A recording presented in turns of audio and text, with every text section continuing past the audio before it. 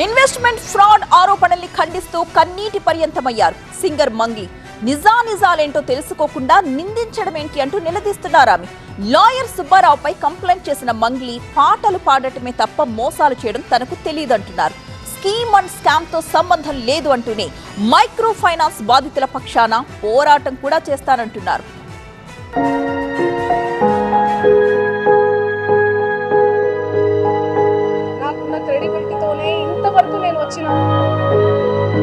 తప్పుడు ఆరోపణలు వ్యక్తిగత ప్రతిష్టకు భంగం కలిగిస్తున్నారంటూ భావోద్వేగానికి లోనై కంటతడి పెట్టారు సింగర్ మంగ్లీ.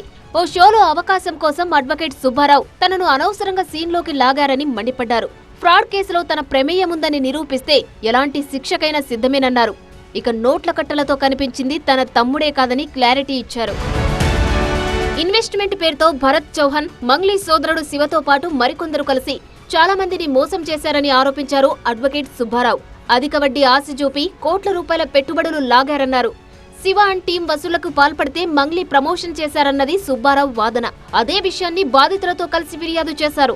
ఈ ఆరోపణలను ఖండించిన మంగ్లీ కక్షగట్టి నీచమైన ప్రచారానికి దిగారని ఆగ్రహం వ్యక్తం చేశారు. సంబంధం లేకుండా తన పేరు లాగడం అన్యాయమన్న మంగ్లీ అవసరమైతే బాధితుల పక్షాన నిలబడతానన్నారు. నన్ను డిమాండ్ చేశాడు, మీరు ఇంట్లో పేరు ఉండకూడదు మీది అంటే మీరు పైసలు ఇవ్వాలి. నాకు ఆయన పైసలు ఇవ్వాలనే కదా ఇదంతా చేస్తున్నాడు. మీకు అర్థం కావట్లేదా? ఇప్పుడు నా పేరు చెప్పి వాళ్ళు వసూలు చేసుకునే నాకేం తెలుసు? నేనేమన్నా రోబోనా, లేకపోతే దేవుణ్ణా, దేవతనా, లేకపోతే నేను చూసుకుంటూ కూర్చోనికి ఎవరెవరు నా పేరు మీద ఏం చేస్తున్నారని చెప్పనీకి?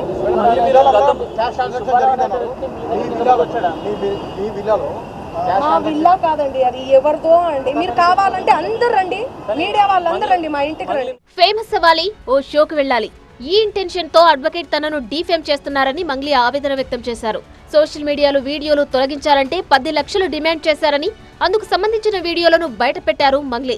బిగ్ బాస్ కోసం, ఫేమస్ కోసం అని చెప్తున్నాం కదా. ఆయన కేవలం ఫేమస్ అవ్వాలి, ఫేమస్ అయ్యే దానికోసమే ఇదంతా చేస్తున్నాడు. ఆయన మాటలు మీరు చూడండి. నెక్స్ట్ ఇయర్ బిగ్ బాస్ వస్తే నేను వెళ్తాను, శ్రీముఖి అంటే నాకు క్రష్.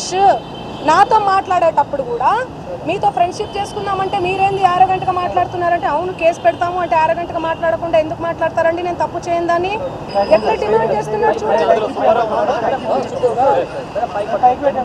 సోషల్ మీడియాతో ఎదిగిన తనను అదే సోషల్ మీడియా అప్రతిష్ట పాలు చేస్తుందని ఊహించలేదని మంగ్లీ కన్నీటి పర్యంతమయ్యారు. నేను మీడియా మిత్రులకు నేను ఒకటే కోరుకుంటున్నా, దయచేసి ముందు వెనక వెరిఫికేషన్ చేసుకొని పోలీస్ వాళ్ళందరినీ కూడా అడిగి, దయచేసి నేను సోషల్ మీడియా నుంచి వచ్చా, నేను సోషల్ మీడియానే నాదే నాకు శాపంగా మారుతుందని నేను ఏ రోజు కూడా అనుకోలేదు.